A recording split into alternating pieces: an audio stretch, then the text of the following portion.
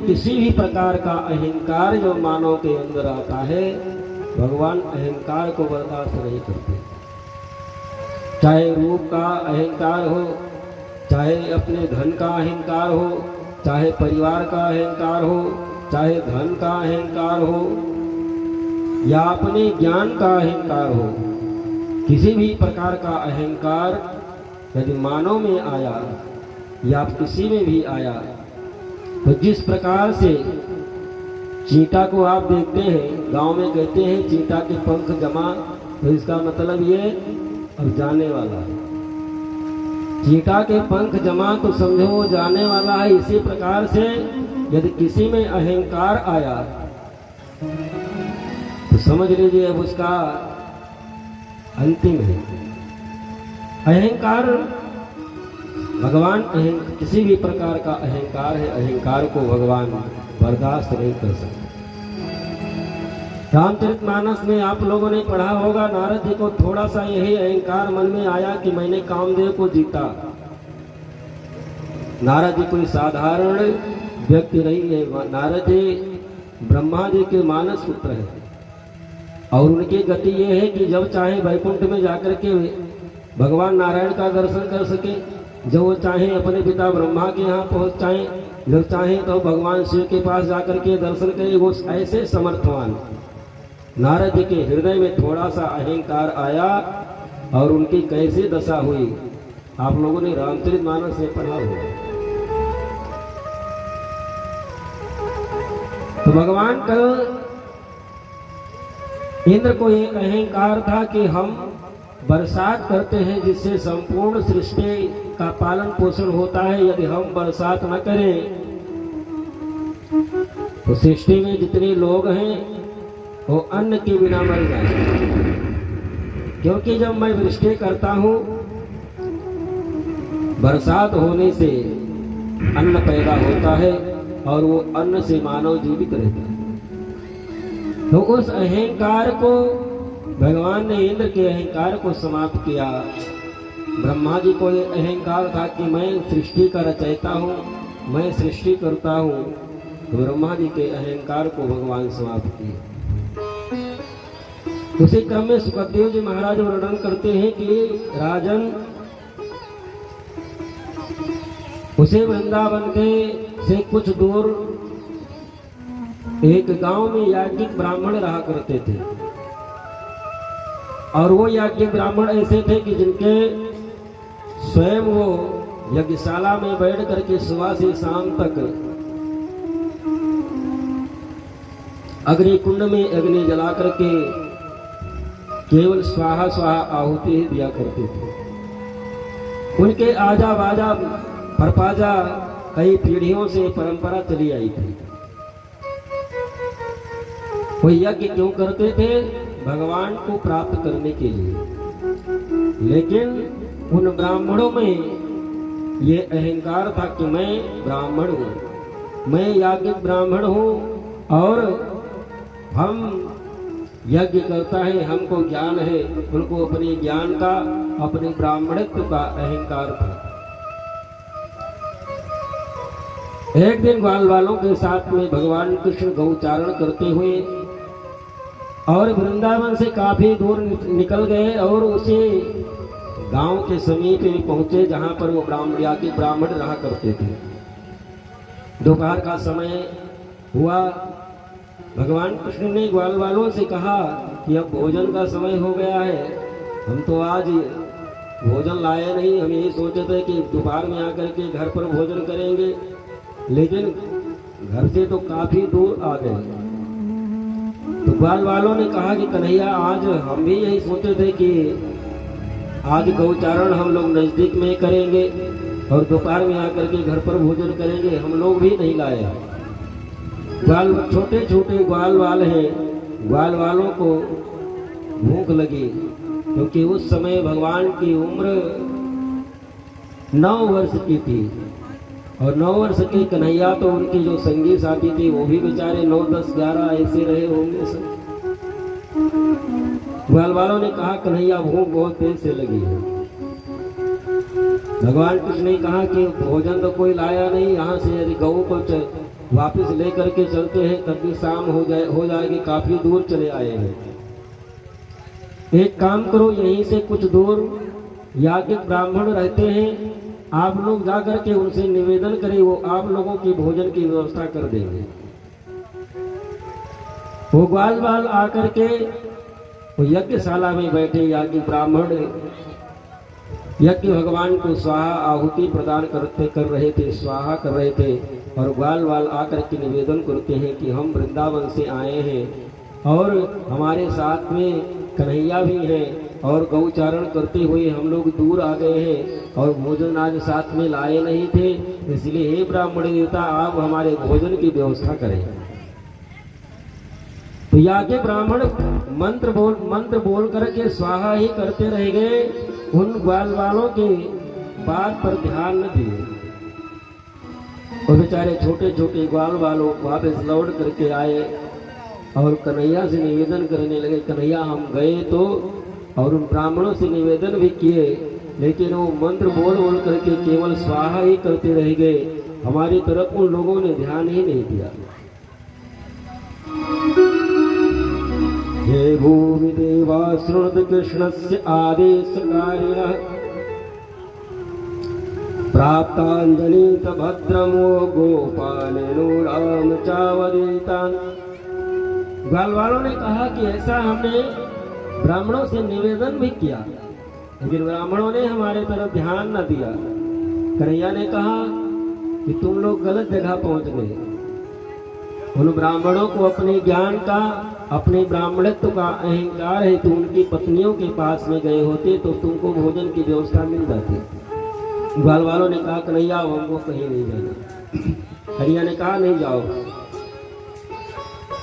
क्योंकि नागृहम गृह मिथ्याहो, नागृहम गृह मिथ्याहो गृहिणी ग्रह उच्यते। क्योंकि घर में जो गृहिणी है वो लक्ष्मी के समान होती है। यदि गृहिणी है तो, अगर वो गृहिणी है तो आप महीने में 1000 रुपया भले कमाते हो, लेकिन वो आपका 500 में ही घर चला देगी, 500 बचा करके रखेगी आगे के लिए। लेकिन यदि वो गृहिणी नहीं है तो आप महीने का 1,00,000 रुपया कमा रहे हैं, फिर भी आपको कर्जा में ही रखेंगे। यदि वो गृहिणी है तो द्वार पर कोई भी व्यक्ति आया हुआ भूखा नहीं जाएगा। अगर वो दुष्ट है तो भिखारी अगर दरवाजे पर आया तो उससे यही कहती है कि जाकर के बता दो मम्मी घर में नहीं है। छोटा बच्चे को क्या पता, जाकर के कहता है कि वह हमारी मम्मी ने कहा कि जाकर के बता दो घर में मम्मी नहीं है। घर तो केवल गृहिणी से ही घर बनता है। यदि ये चाहे तो घर को घर बना करके रखें, और यदि थोड़ी भी दुष्टता आ गई तो घर को शमशान बना दें। यदि आपकी थोड़ी सी कमाई 1000 है तो उसमें से 500 में खर्चा चला करके 500 आपको बचा के देंगी, आगे काम आएगा। और यह दुष्टा है तो आप भले 1,00,000 रुपया कमा रहे हैं, लेकिन महीने में 1,00,000 खर्चा भी हो गया और आप कर्जे में ही रहे। कन्हैया ने कहा कि तुम उनके पत्नियों के पास में जाओ, वो व्यवस्था करेंगे।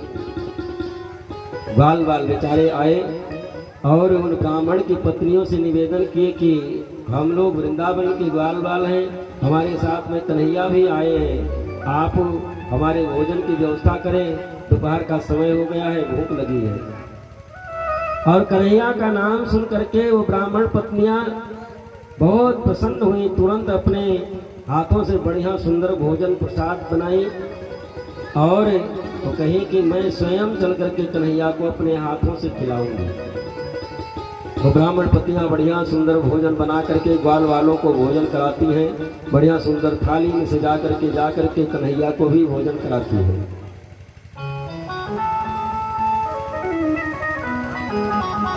भोजन कराने के बाद में ब्राह्मण पत्नियों ने कहा कि हम बिना पति के आज्ञा के आपको भोजन कराने आई हैं, पता नहीं वो घर में रखेंगी कि नहीं रखेंगी। कन्हैया ने कहा कि जापुर कृपा राम करो होई, तापुर कृपा करें सब कोई।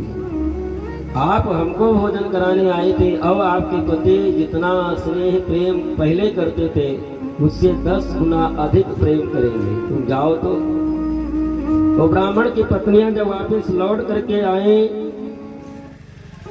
और ब्राह्मण तब उनका तब तक अनुष्ठान पूरा हो गया था, आहुति जो प्रदान कर रहे थे आहुति उनका समय समाप्त हो गया था। और जब उससे उठे तो उनको ज्ञान आया कि हम जिस ब्रह्म को प्राप्त करने के लिए हमारे पूर्वज कई पीढ़ियों से इस यज्ञशाला में बैठ करके मंत्र बोल करके आहुति प्रदान किया करते चले आए, और मैं भी उसी में लगा रहा। और वो ब्रह्म जब आज समीप में आया तो हम ब्राह्मण कितने अभागे हैं कि उनका हम दर्शन भी न कर पाए। जिस ब्रह्म को प्राप्त करने के लिए ये यज्ञशाला में बैठ करके आहुति कर रहे थे हमारे पूर्वज भी, हम भी। और जब ब्राह्मण की पत्नियां वापस लौट करके आई तो जैसा भगवान ने कहा था वैसे ही वो ब्राह्मण लोग अपने पत्नियों का आज स्वागत कर रहे हैं। स्वागतम वो महाभाग आस्यताम करवामि किम यन्नो दृग्दीक्षया प्राप्त उपायन्न विदम विवाह। आइए तुम्हारा स्वागत है, तुम बड़ी सौभाग्यशाली हो। हम ब्राह्मण केवल अहंकार के फलस्वरूप आज उस ब्रह्म का दर्शन न कर पाए, और तुम्हारे अंदर हृदय में करुणा प्रेम रहने के कारण आज तुमने कुछ भी ऐसा सत्कर्म न की, लेकिन करुणा प्रेम होने के कारण आज तुमको उस ब्रह्म का दर्शन प्राप्त हो गया। आज वो ब्राह्मण सब अपने को धिक्कार रहे हैं कि धिक जन्म, ऐसे जन्म को धिक्कार है जो नजदीक में आए हुए ब्राह्मण आए हुए ब्रह्म का दर्शन न कर पाया। नास्ति विद्या विद्या, और ऐसे विद्या ऐसे ज्ञान को धिक्कार है जिसके कारण हृदय में अहंकार आ गया कि मैं ज्ञानी हूँ, मैं यज्ञ करता हूँ, और अहंकार के फल स्वरूप भगवान का दर्शन न हो पाया। धिग्व्रतम, और ऐसे अनुष्ठान ऐसे यज्ञ को धिक्कार है कि जिसको करते हुए हम उन ग्वाल वालों की बात को सुने नहीं। और बहु ज्ञानम, और ऐसे ज्ञान को भी धिक्कार है कि जिसके फल स्वरूप हृदय में अहंकार आ गया। धिक्कुलम धिक्रिया दक्षम विमुखयो तयो दक्षुरी। ब्राह्मण आज अपने को धिक्कार रहे हैं कि केवल हमको ये अहंकार था, मैं ब्राह्मण हूँ, मैं ज्ञानी हूँ, मैं यज्ञ करता हूँ, जिसके फल स्वरूप समीप में आए ब्रह्म का दर्शन न हो पाया, जिसको प्राप्त करने के लिए हम यज्ञ अनुष्ठान हजारों वर्षों से हमारे पूर्वज करते चले आए। श्री सुखदेव जी महाराज कहते हैं कि राजन, इसीलिए कहा गया कि एक गृहस्थ जीवन का सबसे बड़ा धर्म है कि दरवाजे पर कोई भी आए उसको बिना अन्न और बिना जल पिलाए उसको दरवाजे से वापस नहीं जाने देना चाहिए, क्योंकि दरवाजे पर आपके कौन आया है, हो सकता है कोई भगवान ही कोई रूप बदल करके आए हो, पता नहीं कोई संत महात्मा ही आए हो। इसलिए गृहस्थ धर्म का सबसे बड़ा नियम सबसे यही है, उसका सबसे बड़ा धर्म यही है कि दरवाजे पर कोई भी आए, कैसा भी आए, चाहे घर गांव का ही हो चाहे पड़ोस का ही हो, अगर दरवाजे पर आ गया है तो भोजन का समय नहीं है तो फिर भी उसको कम से कम जलपान करा करके ही दरवाजे से वापस जाने देना चाहिए।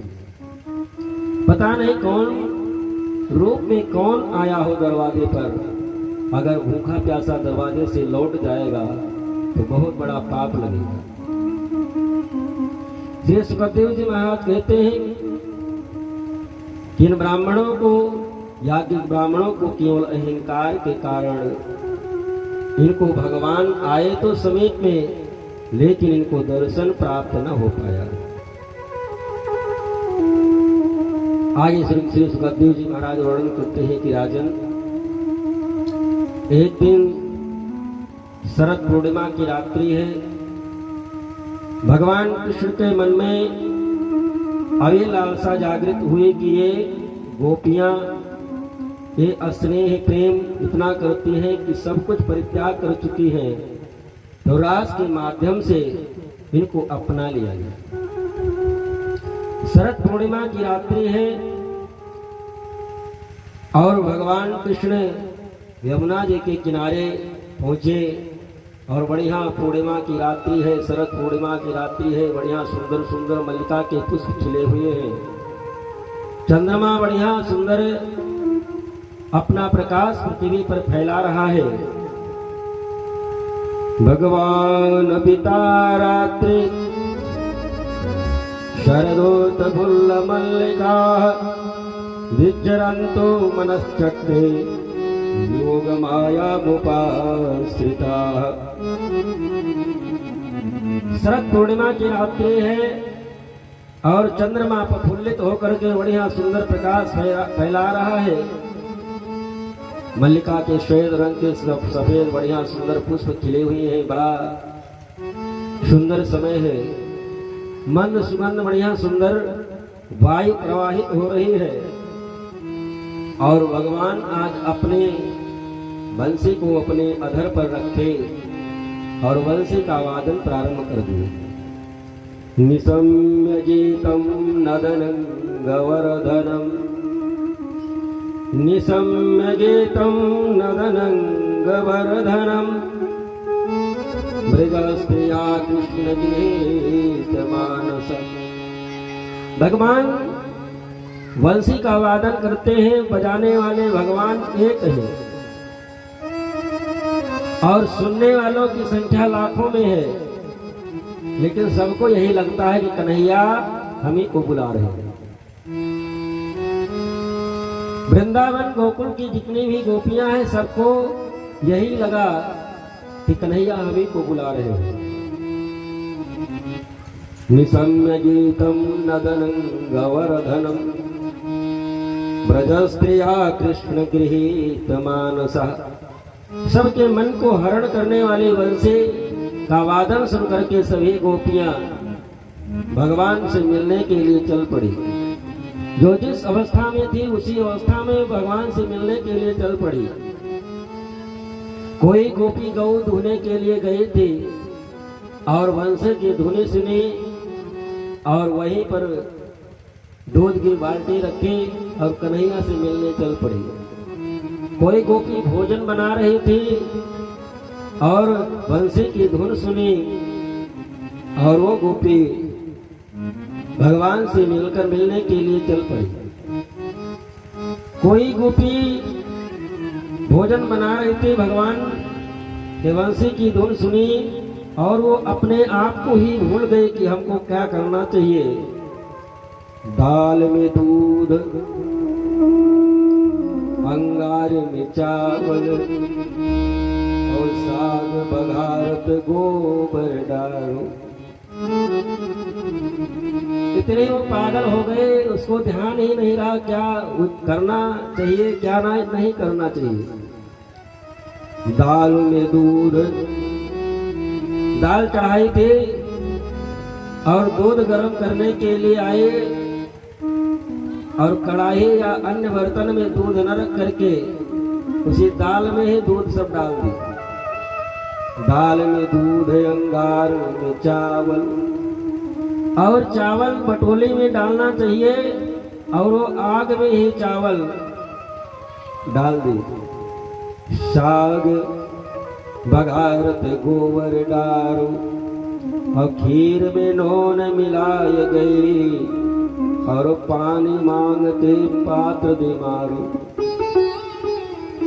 ऐसी गोपियां पागल हुई कन्हैया से मिलने के लिए। एक गोपी चलने के लिए तैयार हुए, उसके पति ने कहा कि हम जाने नहीं देंगे, ले जाकर के कमरे में बंद करके बाहर से ताला लगा दिया। गोपी ने कहा कि तुमको इस शरीर से प्रेम है और इस शरीर में छोड़ करके जा रही हूं, नमक लगा करके चाटो। और शरीर छोड़ करके कन्हैया से मिलने के लिए चल पड़ी।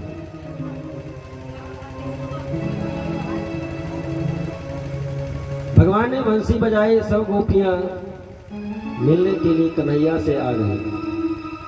लेकिन सबसे पहले ये समझना होगा कि ये सब गोपी हैं कौन। क्या वृंदावन गोकुल के 16 वर्ष 9 युवतियों को गोपी कहते हैं? ये सब गोपियां कोई वृंदावन गोकुल की 16 वर्ष की 9 युवतियां नहीं हैं जिनको गोपी कहा जाता है।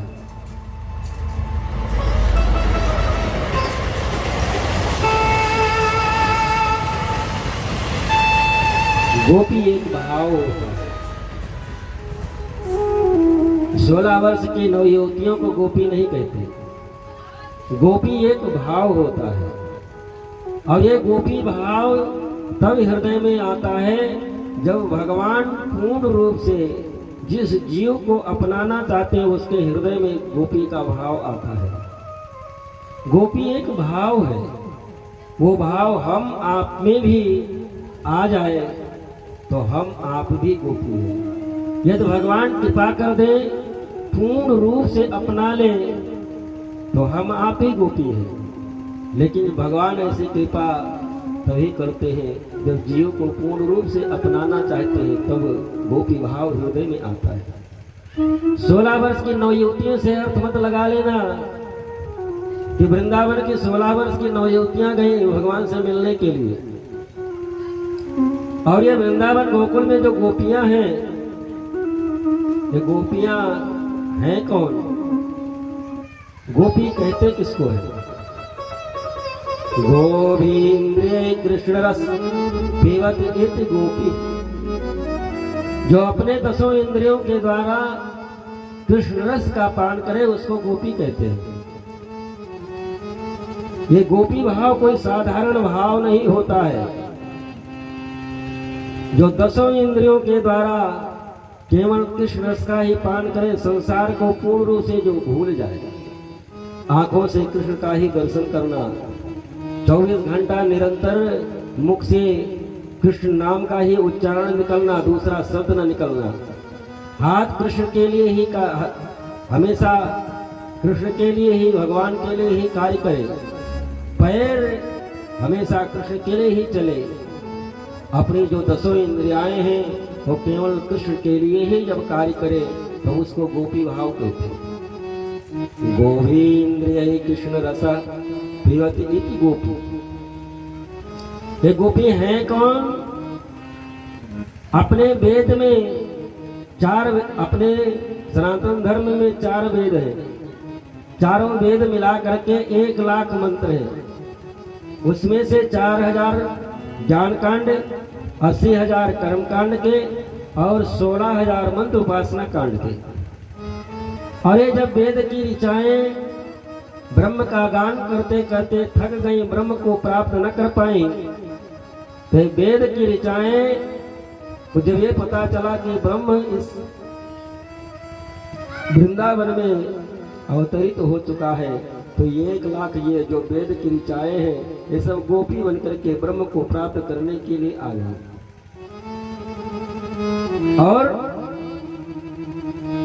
और कौन गोपी बन करके आए हैं? श्रुति रूपा। जो ये श्रुतियां हैं ये भी भगवान का गान करते करते थक गई, भगवान को प्राप्त न कर पाई, एक झलक प्राप्त न कर पाई, तो ये सब गोपी बन करके आ गए। श्रुति रूपा, मुनि रूपा। जो ऋषि मुनि हजारों वर्ष कठिन तपस्या करते करते शरीर छूट जाता, पुनः जन्म लेते और पुनः तपस्या करते, कई जन्म उनका बीत गया, तब करते करते भगवान का आराधना करते करते जब भगवान को प्राप्त न कर पाए वो मुनि लोग, तो वो सब उनको जब ये पता चला कि वृंदावन में हमारे कन्हैया ने अवतार ले लिया है, तो सब ऋषि मुनि गोपी बन करके वृंदावन में आ गए। श्रुति रूपा मुनि रूपा साधन सिद्धा। जो साधना के द्वारा भगवान को प्राप्त करना चाहते थे लेकिन भगवान को प्राप्त न कर पाए, तो साधन सिद्ध ऋषि मुनि वो सब वृंदावन में गोपी बन करके आ गए। साधन सिद्धा स्वयं श्रद्धा दैत्य कन्या। जब भगवान 52 रूप धारण करके गए, वामन रूप भगवान का देख करके दैत्य कन्याएं भी भगवान पर मोहित हो गई और भगवान का स्पर्श करना चाहिए, लेकिन उस समय वो भगवान का स्पर्श न कर पाई और वो दैत्य कन्याएं सब गोपी बनकर के वृंदावन में आ गई। श्रुति रूपा मुनि रूपा साधर सिद्धा स्वयं सिद्धा दैत्य कन्या मत्स्य कन्या। भगवान ने जब मत्स्य अवतार धारण किया तो जो मत्स्य कन्याएं थी वो भी भगवान को प्राप्त करना चाहती थी, लेकिन प्राप्त न कर पाई, तो वो भी वृंदावन में वो भी गोपी बनकर के आई। ये गोपियां एक कोई साधारण 16 वर्ष की नवयुवतियां नहीं है, ये मत समझना। सब भगवान से मिलने के लिए भगवान ने बंसी का वादन किया। बजाने वाले एक हैं, सुनने वाले की संख्या लाखों थी। सबको लगा कि कन्हैया हमें को बुला रहे हैं। सब गोपियां आज भगवान से मिलने के लिए आ गई। जब सब गोपियां आ गई तो सबसे पहले तो भगवान स्वागत करते हैं। स्वागतम वो महाभागा प्रियम किम कैवाणि वाह। पहले तो भगवान सबका स्वागत करते हैं कि आइए आपका स्वागत है, स्वागत है। लेकिन फिर कन्हैया कहते हैं प्रियम किम करवाणि वाह, आने का प्रयोजन क्या है आप लोगों का। आप किसी के दरवाजे पर जाएं, आपको कोई बुलाए और आप उसके दरवाजे पर पहुंच जाएं और पहले आपका स्वागत करें और उस स्वागत करने के बाद में कहे भैया आप क्यों आए हैं हमारे यहाँ, फिर कैसा लगेगा। गोपियों ने मन में विचार किया कि पहले तो ये बुलाते हैं, आए तो स्वागत करते हैं और अब पूछ रहे हैं आप लोगों के आने का कारण क्या है। ब्रजस्यानमयं कच्चित ब्रूता आगमन कारणम। बताइए तो आप लोगों के आगमन का कारण क्या है, क्यों आई हो यहाँ पर। रजन्य ऐसा घोर रूपा, ये रात्रि का समय और रात्रि में और वो भी घोर रात्रि और उसमें ये घर से बाहर निकलना ये तुम लोगों के लिए ठीक नहीं है। रजन्य ऐसा घोर रूपा घोर सत्वा निसेविता और प्रतियातम ब्रजम्नेहम आस्थेयम स्त्री सुमध्यमा।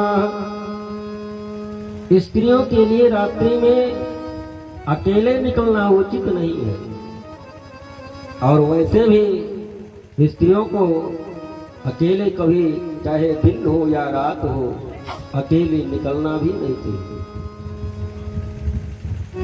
राम जी केवल सीता जी को कुछ क्षणों के लिए अकेला छोड़ा और रावण हरण करके लेकर के चला गया। भगवान कहते हैं कि अकेले वैसे भी स्त्रियों को बाहर घर से निकलना नहीं चाहिए और तुम लोग अकेले आई हो वो भी रात्रि में, ये उचित नहीं है। अच्छा आज शरद पूर्णिमा की रात्रि है, इसलिए यमुना जी के दर्शन करने और आनंद लेने के लिए आई हो। दृष्टम वनम कुसुमितम राकेश कर रंजितम। ठीक है, अब आप लोगों ने शरद पूर्णिमा की रात्रि का आनंद ले लिया, यमुना जी का दर्शन कर लिया, अब अपने अपने घर को आप लोग जाओ। गोपियां सब शांति पूर्वक सुन रही हैं, कन्हैया बोलते जा रहे हैं, गोपियां कुछ बोल नहीं रही। भगवान कहते हैं कि देवी गोपियों आप लोग अपने पति को छोड़ करके आई हो, तो तुम लोगों ने उचित नहीं किया, क्योंकि पति कैसा भी हो उसका परित्याग करना सबसे बड़ा अपराध है। दूशीलो दुर्भगो वृद्धो जड़ो रोगी धनो पिवाह।